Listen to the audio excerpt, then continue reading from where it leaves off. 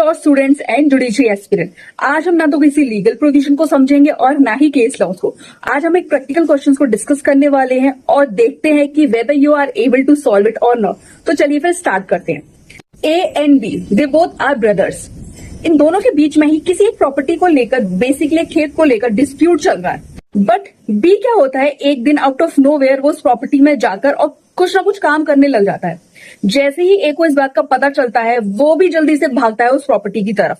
और ए was having a revolver with him, और ए उसको बोलता है कि देख मत कर क्योंकि इस प्रॉपर्टी में डिस्प्यूट चल रहा है, तेरा कोई राइट नहीं है। बी बोलता है कि ये मेरी प्रॉपर्टी है, मैं इस प्रॉपर्टी पे जो करूं मेरी मर्जी, मेरे पास रिवॉल्वर है, रुक जा, थम जा, नहीं तो कुछ भी हो सकता है। बी बोलता है जो तुझे करना है तू कर ले। बी इस बात से ऑफेंड होकर रिवॉल्वर निकाल देता है और उसके सामने हिट करने के लिए खड़ा हो जाता है। इतने में ही जब इन दोनों के बीच लड़ाई चल रही होती है, सी जो कि बी का बेटा है, सी अपने साथ एक तलवार लेकर आता है और बी को थमा देता है। तो इस सिचुएशन में A is attacker and B is not attacking, but अपनी प्रोटेक्शन के लिए उसके पास तलवार है। बट आप मुझे बताइए कि इस सिचुएशन में बी के पास क्या राइट है। तो आप इस वीडियो को पॉज कीजिए और अपने आप को बताइए कि इसके पास, बी के पास क्या राइट अवेलेबल है।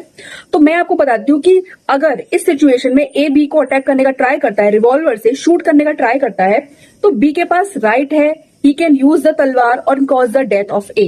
सेक्शन 38 ऑफ भारतीय न्यायिक संहिता बताता है कि अगर आपके पास रीजनेबल एप्रीहेंशन है that any assault is going to cause the death of yours, so you can use your right of private defense and can cause the death of the attacker to protect your body। और बीच में twist क्या आता है, ए के हाथ में जो revolver थी ना वो नीचे गिर जाती है। तो अब आप मुझे बताइए कि क्या सेक्शन 38 ऑफ भारतीय न्यायिक संहिता का जो राइट अवेलेबल था बी के पास, क्या अभी अवेलेबल है? वीडियो को पॉज कीजिए और इस क्वेश्चन का आंसर कीजिए। जैसे ही रिवॉल्वर नीचे गिर गई तो जो सेक्शन 38 भारतीय न्यायिक संहिता का जो राइट अवेलेबल था, अब वो राइट अवेलेबल नहीं होता। बट क्या उसके पास कोई भी राइट अवेलेबल नहीं है? क्या ए अपने हाथों का यूज नहीं कर सकता बी को अटैक करने के लिए? तो हाँ, कर सकता है। तो ऐसी सिचुएशन में बी रीजनेबल एप्रीहेंशन का यूज कर सकता है। ऑब्वियसली तलवार का यूज नहीं कर सकता, बट वो अपने हाथों का यूज कर सकता है टू प्रोटेक्ट हिज बॉडी। होता है कि ए के पास जो रिवॉल्वर ए से जो रिवॉल्वर गिर गई थी ना, वो उसको फिर से उठा लेता है।